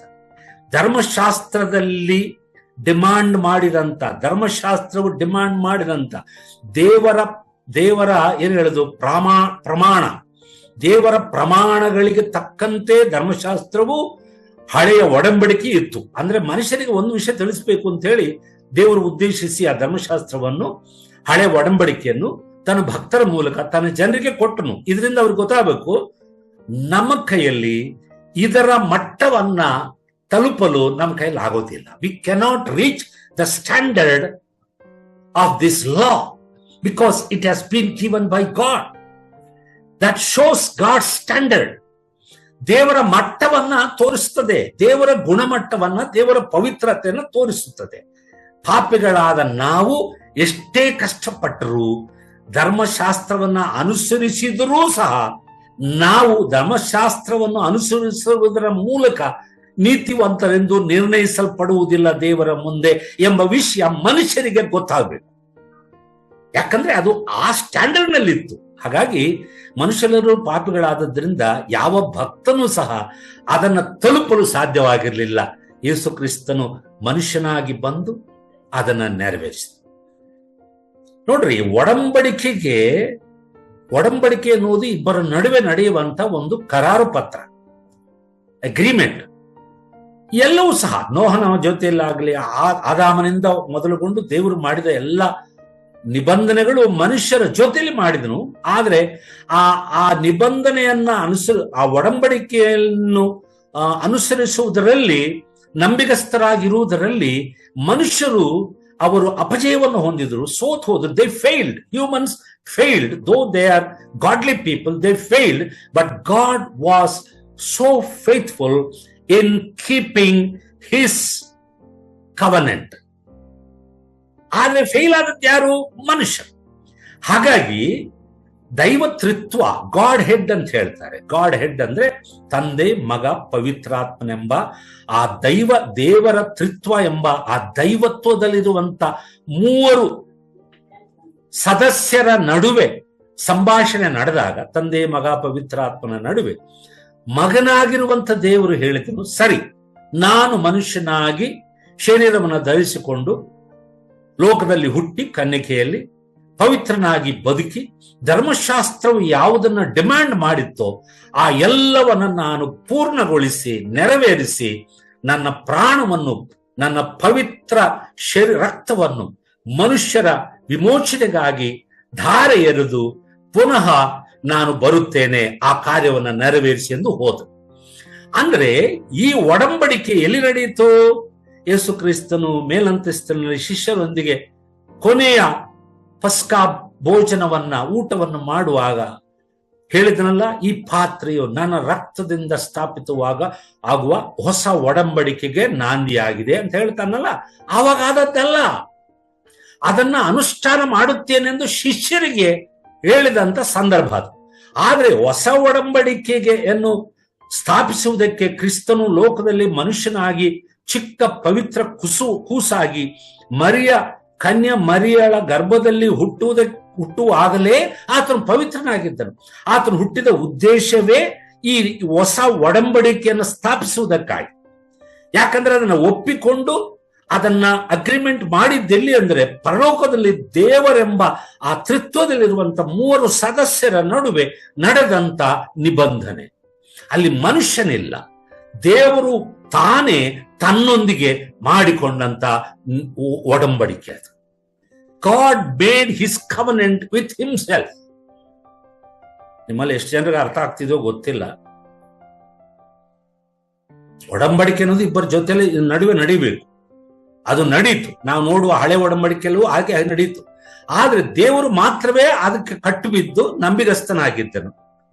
ತಾನು ಮಾಡಿದ ಆಣೆಗೆ ಆತನು ಒಳಬಿದ್ದು ಅದನ್ನ ಪಾಲಿಸಿಕೊಂಡು ಬಂದನು. ಆದ್ರೆ ತಾನು ಯಾರೊಂದಿಗೆ ಮಾಡಿಕೊಂಡನೋ ಆ ಜನರು, ತನ್ನ ಜನರಾಗಿರ್ಬಹುದು, ಭಕ್ತರಾಗಿರಬಹುದು, ತನ್ನ ಪ್ರಜೆಗಳಾದ ಇಸ್ರಾಯೇಲರಾಗಿರಬಹುದು, ಅವರು ಮಾತ್ರ ಸೋತು ಹೋದ್ರು, ಅಪಜಯ ಹೊಂದಿದ್ರು. They failed utter. ಈಗ ಅರ್ಥ ಆಯ್ತಾ? ಅದಕ್ಕಾಗಿಯೇ ಯೇಸು ಕ್ರಿಸ್ತನಿಗೆ ಆ ಪಟ್ಟವನ್ನು ಕೊಡ್ತಾನೆ. ಆ ಮೊದಲನೇ ಒಡಂಬಡಿಕೆ ದೋಷವಿಲ್ಲದ್ದಾಗಿದ್ದರೆ ಎರಡನೇ ಒಡಂಬಡಿಕೆಗೆ ಅವಕಾಶವಿರುತ್ತಿರಲಿಲ್ಲ. ಅಂದ್ರೆ ಹಳೆ ಒಡಂಬಡಿಕೆಯನ್ನೇ ದೇವರು ಹೊಸ ಒಡಂಬಡಿಕೆಗೆ ಒಂದು ಆಧಾರವಾಗಿ ಮಾಡಿಕೊಂಡನೆಂದು ನಾವು ತಿಳ್ಕೊಂಡ್ರೆ, ಆ ಹಳೆ ಒಡಂಬಡಿಕೆಯಲ್ಲಿ ಏನೆಲ್ಲ ಡಿಮ್ಯಾಂಡ್ಗಳು ದೇವರ ಕಡೆಯಿಂದ ಇತ್ತೋ ಅದೆಲ್ಲವನ್ನ ನೆರವೇರಿಸಿದ ಕ್ರಿಸ್ತನು ತನ್ನ ಯಜ್ಞದ ಮೂಲಕ ಒಂದು ಹೊಸ ಒಡಂಬಡಿಕೆಯನ್ನು ಮಾಡಿದನು. ಏನು ಇದರ ಅರ್ಥ? ಈ ಹೊಸ ಒಡಂಬಡಿಕೆಯಲ್ಲಿ ಏನಿದೆ? ಈ ಹಿಂದೆ ಹಳೆ ಒಡಂಬಡಿಕೆಯಲ್ಲಿ ದೇವರು ಒಬ್ಬರನ್ನ ಆರಿಸಿಕೊಂಡು, ಒಬ್ಬ ವ್ಯಕ್ತಿ ಆಗಲಿ ಅಥವಾ ಒಂದು ಜನಾಂಗವನ್ನಾಗಲಿ ಆರಿಸಿಕೊಂಡು ಅವರಿಗೂ ತನಗೂ ನಡುವೆ ಮಾಡಿಕೊಂಡಂತ ಒಡಂಬಡಿಕೆಯ ತರಹ ಅಲ್ಲ ಇದು. ಇಲ್ಲಿ ಯೇಸು ಕ್ರಿಸ್ತನ ಹೊಸ ಒಡಂಬಡಿಕೆ ಹೇಗಿದೆ ಅಂದ್ರೆ, ತನ್ನ ರಕ್ತದಿಂದ ತಾನು ಮಾಡಿದ ಒಡಂಬಡಿಕೆ. ಈ ಒಡಂಬಡಿಕೆಯಲ್ಲಿ ಇನ್ನೊಬ್ಬ ವ್ಯಕ್ತಿ ಇಲ್ಲ, ತಾನೇ ಅದಕ್ಕೆ ಮಧ್ಯವರ್ತಿಯಾಗಿದ್ದು ತನ್ನ ರಕ್ತದಿಂದ ಅದನ್ನ ಸ್ಥಾಪಿಸಿದನು, ಅದಕ್ಕೆ ನಂಬಿಗಸ್ತನಾಗಿದ್ದಾನೆ. ಈಗ ಬೇರೆ ಯಾರೇ ಆಗಲಿ ದೇವರ ಈ ಒಡಂಬಡಿಕೆಯಲ್ಲಿ ಸೇರ್ಬೇಕಾದ್ರೆ ಅವರು ಕ್ರಿಸ್ತನು ಮಾಡಿದ ಒಡಂಬಡಿಕೆಯ ರಕ್ತವನ್ನ ಆಶ್ರಯಿಸಿ ಆತನ ಯಜ್ಞವನ್ನು ಅಂಗೀಕರಿಸಿ ನಂಬಿ ಆತನನ್ನ ವಿಶ್ವಾಸ ಮಾಡಿದರೆ ಸಾಕು, ಅದರಲ್ಲಿ ಬಂದು ಸೇರ್ತಾರೆ. ನೇರವಾಗಿ ಅವರು ದೇವರ ಬಳಿಯಲ್ಲಿ ಅತಿ ಪರಿಶುದ್ಧ ಸ್ಥಳಕ್ಕೆ ಪ್ರವೇಶಿಸುವಂತ ಅವಕಾಶ ಸಿಗುತ್ತೆ. ಅದಕ್ಕಾಗಿ ಹೇಳ್ತಾನೆ 7ನೇ ವಚನದ, the superiority of the new covenant, ಹೊಸ ಒಡಂಬಡಿಕೆಯ ಒಂದು ಶ್ರೇಷ್ಠತೆ ಅಲ್ಲಿ ಕಂಡು ಬರ್ತದೆ. ಆಮೇಲೆ 8ನೇ ವಚನ, ಆದರೆ ದೇವರು ಆ ಒಡಂಬಡಿಕೆಗೆ ಸೇರಿದವರ ಮೇಲೆ ತಪ್ಪು ಹೊರಿಸಿ ಹೀಗೆಂದನು. ಅಂದ್ರೆ ಹಳೆ ಒಡಂಬಡಿಕೆಯಲ್ಲಿ ದೇವರು ಮಾಡಿಕೊಂಡಂತಹ ಒಡಂಬಡಿಕೆಯಲ್ಲಿ ಸೇರಿದ ಜನರ ಮೇಲೆ ತಪ್ಪು ಹೊರಿಸಿ ಹೀಗೆ ಹೇಳಿದನಂತೆ. ಹೇಗೆ ಹೇಳಿದನು? ಹಳೆ ಒಡಂಬಡಿಕೆಯಲ್ಲಿ ವಾಕ್ಯದ ಪುನರಾವರ್ತನೆ ಇಲ್ಲಿ ಆಗ್ತದೆ. ಹೊರಿಸಿ ಹೀಗೆಂದನು, ಇಗೋ ನಾನು ಇಸ್ರಾಯೇಲ್ ವಂಶದವರೊಂದಿಗೂ ಯಹೂದ ವಂಶದವರೊಂದಿಗೂ ಹೊಸದಾಗಿರುವ ಒಂದು ಒಡಂಬಡಿಕೆಯನ್ನು ಮಾಡಿಕೊಳ್ಳುವ ದಿವಸಗಳು ಬರುವವು ಎಂದು ಕರ್ತನು ಹೇಳುತ್ತಾನೆ. ಆ ಒಡಂಬಡಿಕೆಯು ನಾನು ಇವರ ಪಿತೃಗಳನ್ನು ಕೈ ಹಿಡಿದು ಐಗುಪ್ತ ದೇಶದೊಳಗಿಂದ ಕರ್ಕೊಂಡು ಬಂದ ಕಾಲದಲ್ಲಿ ಅವರ ಸಂಗಡ ಮಾಡಿಕೊಂಡ ಒಡಂಬಡಿಕೆಯಂಥದ್ದು ಅಲ್ಲ. ನಿರ್ದ್ವಂದ್ವವಾಗಿ ದೇವರೇ ಅದನ್ನ ಏನ್ ಹೇಳ್ತಾನೆ, ಆ ಹಳೆ ಒಡಂಬಡಿಕೆ ಎಲ್ಲ ನಾನು ಮಾಡುವುದು. ಎಲ್ಲಿ ಹೇಳ್ತಾನೆ ಇದನ್ನ? ಇರ್ಮೀಯನ ಗ್ರಂಥದಲ್ಲಿ, ಇರ್ಮೀಯನ ಪ್ರವಾದನೆಯ ಗ್ರಂಥ 31ನೇ ಅಧ್ಯಾಯ 31ನೇ ವಚನದಿಂದ 34ರ ತನಕ ನಾವು ಓದುವುದಾದ್ರೆ ಇದೇ ವಚನಗಳ ಪೂರ್ಣ ಮಾಹಿತಿ ಅಲ್ಲಿ ನಮಗೆ ಸಿಗುತ್ತೆ. ದೇವರು ಏನು ಹೇಳಿದ್ದಾನೆ, ಯೇಸು ಕ್ರಿಸ್ತನ ಮೂಲಕ ದೇವರು ಇಡೀ ಪ್ರಪಂಚದ ಎಲ್ಲಾ ಜಾತಿ ಧರ್ಮ ಜನರೊಂದಿಗೆ ಮಾಡಿಕೊಳ್ಳುವುದಕ್ಕೆ ಉದ್ದೇಶಿಸಿದಂತ ಸಂಕಲ್ಪ ಮಾಡಿದಂತ ಒಂದು ಹೊಸ ಒಡಂಬಡಿಕೆಯ ಬಗ್ಗೆ ದೇವರು ಇರ್ಮೀಯನೆಂಬ ಪ್ರವಾದಿಯ ಮೂಲಕ ಪ್ರವಾದಿಸಿದನು. ಅದು ತಾನು ಕೊಟ್ಟಂತ ಹಳೆ ಒಡಂಬಡಿಕೆಗೆ ಸಂಬಂಧಪಟ್ಟದ್ದಲ್ಲ. ಕ್ರಿಸ್ತನು ನೆರವೇರಿಸಲಿಕ್ಕಿದ್ದಂತ ಹೊಸ ಒಡಂಬಡಿಕೆಯನ್ನ ಪ್ರವಾದನೆಯ ರೂಪದಲ್ಲಿ ಆತನು ಇರ್ಮೀಯನ ಮೂಲಕ ಆತನ ಬಾಯಿಂದ ಹೇಳಿಸಿದನು. ಆ ಒಡಂಬಡಿಕೆ ಹೇಗಿರ್ತದೆ? It will be new covenant. ಹೇಗಿರ್ತದೆ? ಈಗ ದೇವರು ಕೊಟ್ಟಂತ ಹಳೆ ಒಡಂಬಡಿಕೆಯು ಅಕ್ಷರ ರೂಪದಲ್ಲಿ ಧರ್ಮ ನಿಯಮಗಳೊಂದಿಗೆ, ಆಚಾರ ವಿಚಾರಗಳೊಂದಿಗೆ, ಆಜ್ಞೆಗಳೊಂದಿಗೆ, ಆಣೆಗಳೊಂದಿಗೆ ಸೇರಿತ್ತು.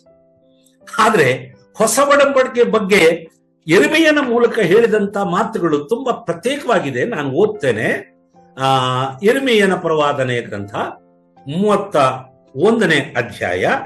ನೋಡ್ರಿ, ಸತ್ಯವೇದ ನಿಮ್ಮ ಕಡೆ ಇದ್ರೆ ಅದನ್ನು ತೆಗೆದು ಸ್ವಲ್ಪ ಇದಕ್ಕೆ ಗಮನ ಕೊಡ್ಬೇಕು ನಾವು. 31ನೇ ವಚನದಿಂದ 34ನೇ ವಚನದ ತನಕ ಕನ್ನಡದಲ್ಲಿ ಒಂದು ಪ್ಯಾರಾಗ್ರಾಫ್ ತರ ಇದೆ. ಅದರ ತಲೆ ಬರಹದಲ್ಲಿ ಕನ್ನಡ ಭಾಷೆಯಲ್ಲಿ ಯೆಹೋವನು ತನ್ನ ಜನರೊಂದಿಗೆ ಮಾಡಿಕೊಳ್ಳುವ ಹೊಸ ಒಡಂಬಡಿಕೆ. ನೋಡಿದ್ರ, ಬಹಳ ಜನರಿಗೆ ಗೊತ್ತಿಲ್ಲ ಹಳೆ ಒಡಂಬಡಿಕೆಯಲ್ಲೇ ಹೊಸ ಒಡಂಬಡಿಕೆ ಇದೆ ಅಂತೇಳಿ. ಇರ್ಮೀಯನ ಗ್ರಂಥದಲ್ಲಿ, ಇರ್ಮೀಯನ ಪ್ರವಾದನ ಗ್ರಂಥದಲ್ಲಿ ಹೊಸ ಒಡಂಬಡಿಕೆ ಹೇಗಿರ್ತದ್ರಿ? ಮತ್ತಾಯನ ಸುವಾರ್ತೆಯಿಂದ ಪ್ರಕಟಣೆ ಗ್ರಂಥದ ತನಕ ಹೊಸ ಒಡಂಬಡಿಕೆ ಅಂತ ನಾವು ಕರೀತೇವೆ. ಆದ್ರೆ ಈ ಮತ್ತಾಯನ ಸುವಾರ್ತೆ ಮೊದಲುಗೊಂಡು ಪ್ರಕಟಣೆ ಗ್ರಂಥದ ತನಕ ಇರುವಂತ ಪುಸ್ತಕ ರೂಪದಲ್ಲಿ ಇರುವಂತ ಅನೇಕ ಚಾರಿತ್ರಾತ್ಮಕವಾದಂತ ಐತಿಹಾಸಿಕವಾದಂತ ನಡೆದ ಸಂಘಟನೆಗಳ ಸರಮಾಲೆಗಳಾಗಿ ಪುಸ್ತಕ ರೂಪದಲ್ಲಿ ನಮಗೆ ಕೊಟ್ಟಂತ ಸತ್ಯವೇದದ ಮುಖ್ಯವಾದ ಭಾಗವಾಗಿರುವಂತ ಹೊಸ ಒಡಂಬಡಿಕೆ ಅದು ನಿಜ. ಆದ್ರೆ ದೇವರು ಇಲ್ಲಿ ಹೇಳಿದಂತ ಒಡಂಬಡಿಕೆ ತನ್ನ ಕುಮಾರನಾದ ಯೇಸು ಕ್ರಿಸ್ತನ ಶಿಲುಬೆಯ ಮರಣದ ಮೂಲಕ ಮಾಡಿಕೊಳ್ಳುವಂತ ಒಂದು ಹೊಸ ಒಡಂಬಡಿಕೆಯನ್ನು ಹೇಳ್ತಾನೆ. ಯೆಹೋವನು ಇಂತೆನ್ನುತ್ತಾನೆ, ಈಗೋ ನಾನು ಇಸ್ರಾಯೇಲ್ ವಂಶದವರೊಂದಿಗೂ ಯಹೂದ ವಂಶದ ಅವರೊಂದಿಗೂ ಹೊಸದಾಗಿರುವ ಒಂದು ಒಡಂಬಡಿಕೆಯನ್ನು ಮಾಡಿಕೊಳ್ಳುವ ದಿನಗಳು ಬರುವವು. ಫ್ಯೂಚರ್ ಟೆನ್, ಭವಿಷ್ಯತ್ ಕಾಲವನ್ನ ಪ್ರಸ್ತಾವಿಸಿ ಹೇಳ್ತಾನೆ. ಬರುವವು ಅವಾಗ 100 ವರ್ಷಗಳ ಹಿಂದೆ ಪ್ರವಾದಿಯ ಮೂಲಕ ಹೇಳಿದ ಬರುವವು. ನೋಡ್ರಿ, ಮತ್ತೆ ಮುಂದುವರೆದು ಆ ದಿನಗಳು ಬರುವು. ಈ ಒಡಂಬಡಿಕೆಯು ನಾನು ಇವರ ಪಿತೃಗಳನ್ನು ಕೈ ಹಿಡಿದು ಐಗುಪ್ತ ದೇಶದೊಳಗಿಂದ ಕರೆತಂದಾಗ ಅವರ ಸಂಗಡ ಮಾಡಿಕೊಂಡ ಒಡಂಬಡಿಕೆ ಅಂತದ್ದಲ್ಲ. ತುಂಬಾ ಸ್ಪಷ್ಟವಾಗಿ ದೇವರು ಹೇಳ್ತಾರೆ, ಅದಲ್ಲ. Don't be confused. ಅದಲ್ಲ ನಾನು ಮಾಡೋದು. ಹೊಸ ಒಡಂಬಡಿಕೆ ಅಂದ್ರೆ ಈ ಹಳೇದಲ್ಲ, ಅಂಥದ್ದಲ್ಲ. ನಾನು ಅವರಿಗೆ ಪತಿಯಾಗಿದ್ದರೂ ಆ ನನ್ನ ಒಡಂಬಡಿಕೆಯನ್ನು ಅವರು ಮೀರಿದರಷ್ಟೇ. ಅಂದ್ರೆ ಅವರು ನೆರವೇರಿಸಲಿಲ್ಲ, ಅವ್ರ ಕೈಯಲ್ಲಿ ಆಗೋದಿಲ್ಲ ಅಂತ ಗೊತ್ತಿದ್ರು ನಾನು ಕೊಟ್ಟೆ. ಆದ್ರ ಉದ್ದೇಶ ಏನಂದ್ರೆ ಅವರಿಗೆ ಗೊತ್ತಾಗಬೇಕು, ಅವರ ಸ್ಟ್ಯಾಂಡರ್ಡ್ ಗೊತ್ತಾಗಬೇಕು, ಅವರ ಬಲಹೀನತೆ ಗೊತ್ತಾಗಬೇಕು. ಅವರೇನೋ ಮಾಡಿದ್ರೆ ನಾವು ಮಾಡ್ತೇವೆ, ನಾವು ಮಾಡಿ ನೀತಿವಂತರಾಗ್ತೇವೆ. We will do something and become righteous in the sight of God. ದೇವರ ಮುಂದೆ ನಮ್ಮ ಕಾರ್ಯಗಳಿಂದ, ನಾವು ಪುಣ್ಯ ಕಾರ್ಯಗಳಿಂದ ನಾವು ನೀತಿವಂತರಾಗಿ ದೇವರ ಬಳಿಗೆ ಹೋಗುವುದಕ್ಕೆ ಅರ್ಹತೆಯನ್ನ ಸಾಧಿಸಿಕೊಳ್ಳುತ್ತೇವೆ ಎಂಬ ಭ್ರಮೆ ಅವರಲ್ಲಿತ್ತು. ಆದ್ರೆ ಪ್ರಯತ್ನ ಪಟ್ಟರು, ವಿಫಲರಾದ. ಅದಕ್ಕಾಗಿ ಹೇಳ್ತಾನೆ, ಒಂದು ಮಾತನ್ನು ನಾವು ಓದೋಣ, ಇದೆಲ್ಲ ಓದ್ಬಿಟ್ಟು ಆಮೇಲೆ ಓದೋಣ. ಮೀರಿದಷ್ಟೇ. ಈಗ 33ನೇ ವಚನ, ಯೆಹೋವನು ಇಂತೆನ್ನುತ್ತಾನೆ, ಆ ದಿನಗಳು ಬಂದ ಮೇಲೆ, ಅಂದ್ರೆ ಯೇಸು ಕ್ರಿಸ್ತನ ಮರಣದ ಬಗ್ಗೆ ಪ್ರಸ್ತಾವಿಸಿ ಹೇಳ್ತಾರೆ. ಆ ದಿನಗಳು ಬಂದ ಮೇಲೆ ನಾನು ಇಸ್ರಾಯೇಲ್ ವಂಶದವರೊಂದಿಗೆ ಮಾಡಿಕೊಳ್ಳುವ ಒಡಂಬಡಿಕೆ ಹೀಗಿರುವುದು. ನೋಡ್ರಿ, ವಿವರಣೆ ಕೊಡ್ತಾನೆ, ಹೀಗಿರ್ತದೆ. ಸೊ ನೀವು ಕಂಡುಹಿಡಿಬೇಕಂದ್ರೆ ಹೊಸ ಒಡಂಬಡಿಕೆ ಹೇಗಿರುತ್ತೆ ಅಂದ್ರೆ ಹೀಗಿರುತ್ತೆ. ಹೇಗಿರುತ್ತಪ್ಪ ಅದು? ನೋಡ್ರಿ, ಮುಂದುವರೆದು ನಾವು ನೋಡೋಣ. ನನ್ನ ಧರ್ಮೋಪದೇಶವನ್ನು ಅವರ ಅಂತರಂಗದಲ್ಲಿ ಇಡುವೆನು. ಓಹೋ, ಅವರ ಹೃದಯದೊಳಗೆ ಅದನ್ನು ಬರೆಯುವನು. ಇದು ಕಲ್ಲಿನ ಹಲಗೆಯ ಮೇಲೆ ಮೋಶೆಗೆ ಸೀನಾಯಿ ಪರ್ವತದಲ್ಲಿ ಬೆಟ್ಟದ ಮೇಲೆ ಕೊಟ್ಟಂತ ಹಲಿಗಳಲ್ಲಿ ಬರೆದಂತ ಬರವಣಿಗೆ ಅಲ್ಲಂತೆ. ಸುರುಳಿಯಲ್ಲಿ ಕೊಡುವಂತ ಬರೆದು ಅಕ್ಷರ ರೂಪದಲ್ಲಿರುವಂತ ಆಜ್ಞೆಗಳಲ್ಲ, ಒಡಂಬಡಿಕೆ ಅಲ್ಲ. ಮತ್ತೇನು? ದೇವರ ಧರ್ಮೋಪದೇಶವನ್ನು ಅವರ ಅಂತರಂಗದಲ್ಲಿ ಇಡುವನು, ಅವರ ಹೃದಯದೊಳಗೆ ಅದನ್ನು ಬರೆಯುವನು. ನಾನು ಅವರಿಗೆ ದೇವರಾಗಿರುವೆನು, ಅವರು ನನಗೆ ಪ್ರಜೆಯಾಗಿರುವರು. ನೆರೆಹೊರೆಯವರು, ಅಣ್ಣ ತಮ್ಮಂದಿರು ಒಬ್ಬರಿಗೊಬ್ಬರು ಯೆಹೋವನ ಜ್ಞಾನವನ್ನು ಪಡೆಯಿರಿ ಎಂದು ಇನ್ನು ಮೇಲೆ ಬೋಧಿಸಬೇಕಾಗಿರುವುದಿಲ್ಲ. ಯಾಕಂದ್ರೆ ಚಿಕ್ಕವರು ಮೊದಲುಗೊಂಡು ದೊಡ್ಡವರ ತನಕ ಎಲ್ಲರೂ ನನ್ನ ಜ್ಞಾನವನ್ನು ಪಡೆದಿರು. ನೋಡಿದ್ರ, ಈ ಎಲ್ಲರೂ ಅನ್ನೋ ಮಾತಿನಲ್ಲಿ ನೀನು, ನಾನು, ಲೋಕದ ಎಲ್ಲಾ ಜನರು ಇದ್ದಾರೆ. Anybody can come to Jesus and acquire and get the wisdom of God. ಕ್ರಿಸ್ತನ ಮೂಲಕ ದೇವರ ಜ್ಞಾನವನ್ನು ಪಡೆದುಕೊಳ್ಳುವಂತ ಆ ಜ್ಞಾನವನ್ನು ದೇವರು ಪ್ರಪಂಚದ ತನ್ನ ಸೃಷ್ಟಿಯಲ್ಲಿರುವಂತ ಎಲ್ಲ ಮನುಷ್ಯರಿಗೆ ಕ್ರಿಸ್ತನ ಶಿಲುಬೆಯ ಮರಣದ ಮೂಲಕ ಕೊಡುವುದಕ್ಕೆ ಸಂಕಲ್ಪ ಮಾಡಿದ್ದನು. ಅದನ್ನ ಹೇಳ್ತಾನೆ. ಇದಕ್ಕೆ ಮೊದಲು ಯೆಹೂದ್ಯರಂತೆ ಅಣ್ಣತಮ್ಮಂದಿರಿಗೆ ಮಾತ್ರ ಅವರು ಹೇಳ್ಕೊಳ್ತಾ ಇದ್ರು.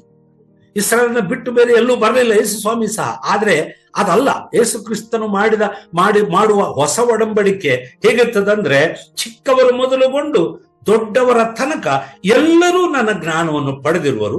ನಾನು ಅವರ ಅಪರಾಧವನ್ನು ಕ್ಷಮಿಸಿ ಅವರ ಪಾಪವನ್ನು ನನ್ನ ನೆನಪಿಗೆ ಎಂದಿಗೂ ತರುವುದಿಲ್ಲ. ಇದು ಯೆಹೋವನ ನುಡಿ. ಇದು ದೇವರ ಸಂಕಲ್ಪ. ಹೊಸ ಒಡಂಬಡಿಕೆಯ ಒಂದು ಒಂದು ಒಂದು ಅದ್ಭುತವಾದ ವಿಷಯವೇನಂತಂದ್ರೆ, ದೇವರು ಉಚಿತವಾಗಿ ತನ್ನ ಕುಮಾರನಾದ ಯೇಸು ಕ್ರಿಸ್ತನಲ್ಲಿ ಯಾರೇ ಅಲ್ಲಿಗೆ ಬಂದರೂ ಸಹ ಶಿಲುಬೆ ಬಳಿಗೆ ಯೇಸು ಕ್ರಿಸ್ತನ ಯಜ್ಞದಲ್ಲಿ ಆತ ಮರಣ ಪುನರುತ್ಥಾನದಲ್ಲಿ ನಂಬಿಕೆ ಇಡುತ್ತಾರೋ ಅವರನ್ನ ನೀತಿವಂತರನ್ನಾಗಿ ನಿರ್ಣಯಿಸಿ ತನ್ನ ಮಕ್ಕಳನ್ನಾಗಿ ಅಂಗೀಕರಿಸ್ತಾನೆ. ಇದು ಹೊಸ ಒಡಂಬಡಿಕೆಯಲ್ಲಿ ನಡೆದಿರುವಂತ ಇನ್ನೂ ನಡೀತಾ ಇರುವಂತ ವಿಷಯ. ಹಳೆ ಒಡಂಬಡಿಕೆಯಲ್ಲಿ ಅದಲ್ಲ. ಅದು ಪುಸ್ತಕದ ರೂಪದಲ್ಲಿ, ಆಜ್ಞೆಗಳ ರೂಪದಲ್ಲಿ, ಹಲಿಗೆಗಳ ರೂಪದಲ್ಲಿ, ಅಕ್ಷರ ರೂಪದಲ್ಲಿ ಇತ್ತು. ಆದ್ರೆ ದೇವರು ಹೇಳ್ತಾನೆ ಅವರ ಅಂತರಂಗದಲ್ಲಿ ಬರೀತಾನೆ. ಈಗ ನೋಡ್ರಿ, ಹಳೆ ಒಡಂಬಡಿಕೆಗೂ ಹೊಸ ಒಡಂಬಡಿಕೆಗೂ ಇರುವಂತ ಮುಖ್ಯವಾದ ವ್ಯತ್ಯಾಸವನ್ನ ನಾನು ಹೇಳ್ತೇನೆ, ಇದು ನೆನಪಿಟ್ಕೊಳ್ಳಿ. ಹಳೆ ಒಡಂಬಡಿಕೆ ಹೊರಗಿಂದ ಬರುವಂಥದ್ದು, ಹೊರಗಿಂದ ನಾವೇನು ಮಾಡಬೇಕು ಅಂತ ನಮ್ಗೆ ಹೇಳೋದು. ಧರ್ಮ ಕಾರ್ಯಗಳನ್ನ ಮಾಡು, ಪುಣ್ಯ ಕಾರ್ಯಗಳನ್ನ ಮಾಡು, ನಾನು ಮಾಡಿ ದೇವರ ಮುಂದೆ ನಿಲ್ತೇನೆ ಅಂತ. ಈ ಮಾಡಿ ನಿಲ್ಲುವುದು ಆಗೋದಿಲ್ಲ, ಕೆಲಸ ಯಾರ ಕೈಲೂ ಆಗೋದಿಲ್ಲ. ನೋ ಬಡಿ can reach god standard by doing something for his or her salvation. No one in the entire world among human beings, no one can do this.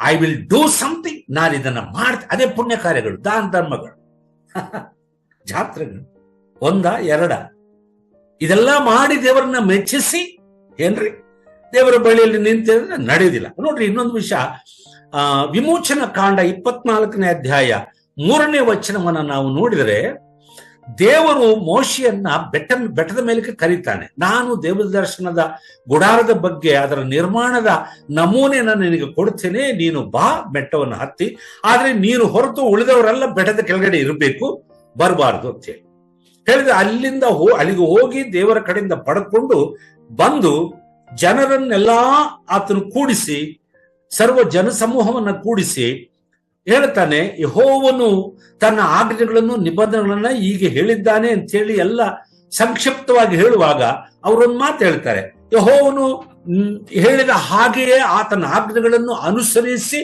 ನಾವು ನಡ್ಕೊಂಡು ಅದನ್ನ ಮಾಡುತ್ತೇನೆ. We will do what the Lord has commanded you, all the things that he has commanded you we will do ಅಂತ ಹೇಳಿದ್ರು. ಆದ್ರೆ ಹೇಳೋದು ಸುಲಭ, ಮಾಡೋದು ಕಷ್ಟ, ಮಾಡಕ್ ಆಗ್ಲಿಲ್ಲ. ಅದಕ್ಕಾಗಿ ಮಾಡಿದ ವ್ಯಕ್ತಿ ಯೇಸು ಕ್ರಿಸ್ತನು ಮಾತ್ರವೇ. ಇದರಲ್ಲಿ ಇರುವ ವ್ಯತ್ಯಾಸವೇನೆಂದ್ರೆ, ಯೇಸು ಕ್ರಿಸ್ತನು ತನ್ನ ಶಿಲುಬೆಯ ಮರಣದ ಮೂಲಕ ಎಲ್ಲವನ್ನ ಮಾಡಿ ಮುಗಿಸಿದನು. ಅದಕ್ಕಾಗಿ ಹೇಳ್ತೀವಲ್ಲ, ತೆತೆಲೆಸ್ತಾಯ್ ಅಂತ ಹೇಳಿದ್ರು, ಎಲ್ಲವೂ ತೀರಿತು, ಮುಗಿಯಿತು, ಇನ್ನು ಯಾರು ಏನು ಮಾಡಬೇಕಾಗಿಲ್ಲ ದೇವರ ಬಳಿಗೆ ಬರುವುದಕ್ಕೆ. ಯಾಕಂದ್ರೆ ನಾನೇ ಎಲ್ಲವನ್ನ ಮಾಡಿದ್ದೇನೆ. ಅದೇ ಹೊಸ ಒಡಂಬಡಿಕೆ, ಇನ್ನೇನಲ್ಲ. ಎಲ್ಲವನ್ನು, ಎವ್ರಿಥಿಂಗ್ ಐ ಹ್ಯಾವ್ ಡನ್.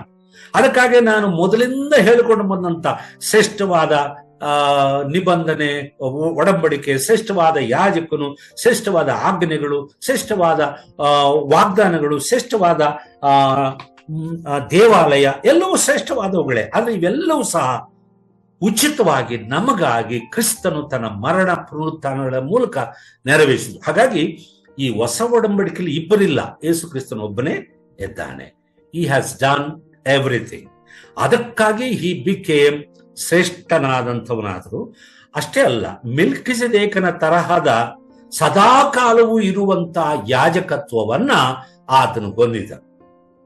ಯೇಸು ಕ್ರಿಸ್ತನು ಲೇವಿ ವಂಶದವನಾಗದೇ ಇದ್ದರೂ ಸಹ ಆತನು ನಮ್ಮ ಪರವಾಗಿ ತನ್ನ ಆಣೆ ಇಟ್ಟು, ಯಾವ ರೀತಿಯಲ್ಲಿ ಯಾಕೋಬನ ಮಕ್ಕಳಲ್ಲಿ ಒಬ್ಬನಾದ ಯೆಹೂದನು ಐಗುಪ್ತ ದೇಶದಲ್ಲಿದ್ದಂತ ತನ್ನ ತಮ್ಮನಾದ ಯೋಸೇಫನ ಬಳಿಗೆ ಬಂದಾಗ, ತನ್ನ ತಮ್ಮನಾದ ಯೋಸೇಫನ ತಮ್ಮನು ರಾಹೇಲಳ ಮಗನೂ ಆಗಿದ್ದಂತ ಬೆನ್ಯಾಮೀನನ ಬಗ್ಗೆ ಒಂದು ಏನು ಹೇಳ್ತಾನೆ, ಆಣೆ ಇಟ್ಟು, ಯಾಕೋಬನ ಬಳಿಯಲ್ಲಿ ಆಣೆ ಇಟ್ಟು ಅವನು ಕರ್ಕೊಂಡು ಬರ್ತಾನೆ ತಂದೆಯ ಕಡೆಯಿಂದ ಯೋಸೇಫನಿಗೆ ತೋರಿಸುವುದಕ್ಕೆ.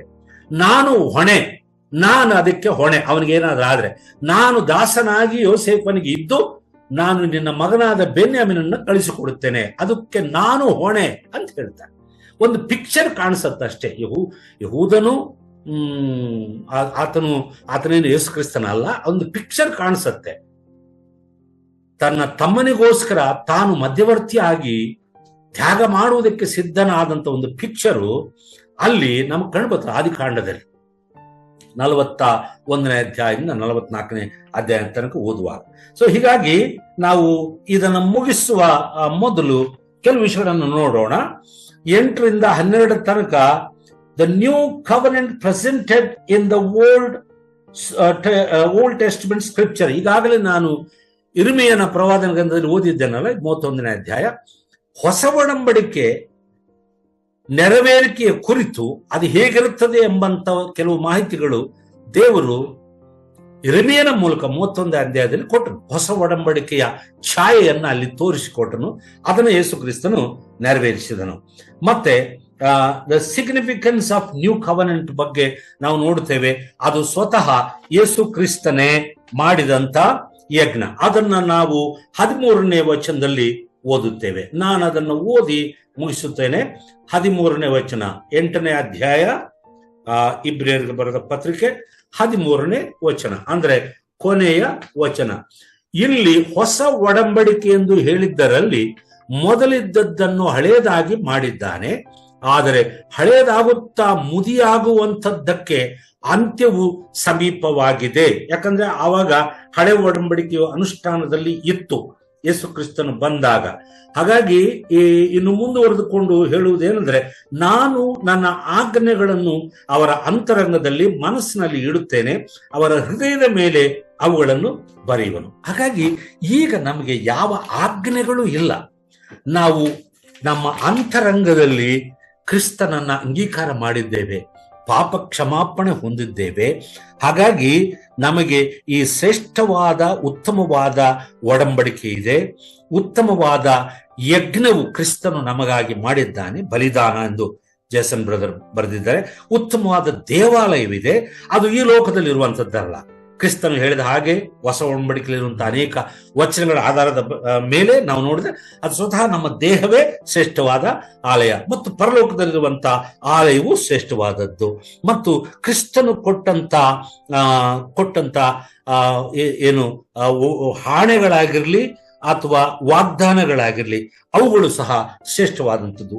ಇದನ್ನೇ 8ನೇ ಅಧ್ಯಾಯದಲ್ಲಿ ನಮಗೆ ಈ ಗ್ರಂಥಕರ್ತನು ತಿಳಿಸುತ್ತಾನೆ. ಹೀಗಾಗಿ ಮತ್ತೊಂದು ಸಾರಿ ಯಾರಿಗಾದ್ರೂ ಯೇಸು ಕ್ರಿಸ್ತನ ಬಗ್ಗೆ ನಮಗೆ ಗೊತ್ತಿದೆ, ನಾವು ಏನನ್ನೋ ಮಾಡಿ ದೇವರ ಮುಂದೆ ನೀತಿವಂತರಾಗಲು ಸಾಧ್ಯವಿಲ್ಲ. ದೇವರು ಮಾಡಿದ್ದನ್ನು ನಂಬುವಾಗ, ಆತನ ಮರಣ ಪುನರುತ್ಥಾನಗಳನ್ನು ಅಂಗೀಕರಿಸುವಾಗ 2ನೇ ಕೊರಿಂಥ 5ನೇ ಅಧ್ಯಾಯ 21ನೇ ವಚನದ ಪ್ರಕಾರವಾಗಿ ಆತನು ಕ್ರಿಸ್ತನನ್ನ ಪಾಪವನ್ನಾಗಿ ಶಿಲುಬೆಯ ಮೇಲೆ ಮಾಡಿದ್ದರಿಂದ ನಾವು ನೀತಿವಂತರಾಗುವುದಕ್ಕೆ ದೇವರು ಅವಕಾಶ ಮಾಡಿ ಮಾರ್ಗವನ್ನ ಮಾಡಿದರು.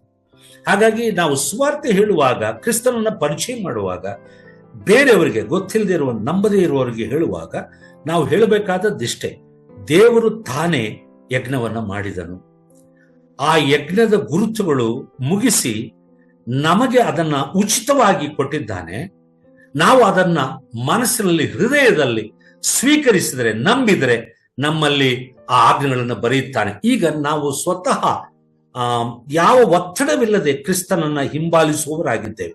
ಅಂದ್ರೆ ಈ ಹೊಸ ಒಡಂಬಡಿಕೆ ಒಳಗಿನಿಂದ ಬರುವಂಥದ್ದು, ಹೊರಗಿನಿಂದ ಒಳಗೆ ಬರುವಂಥದ್ದಲ್ಲ, ಒಳಗಿಂದ ಬರುವುದು. ಅದಕ್ಕಾಗಿ ನಾನು ನನ್ನ ಆಜ್ಞೆಗಳನ್ನು ಅವರ ಅಂತರಂಗದಲ್ಲಿ ಬರೆಯುವನು, ಅವರ ಹೃದಯವೆಂಬ ಆಲ್ಗೆಯ ಮೇಲೆ ಬರೆಯುವುದು.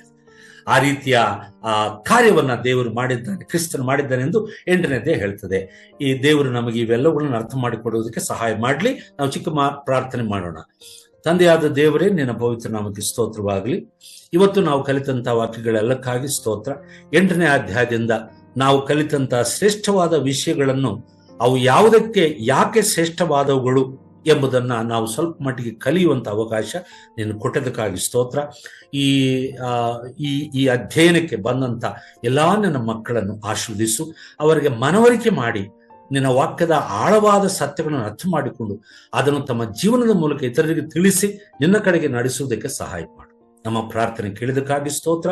ಯೇಸುವಿನ ನಾಮದಲ್ಲಿ ಪ್ರಾರ್ಥಿಸುತ್ತೇವೆ ತಂದೆ. ಆಮೇನ್, ಆಮೇನ್.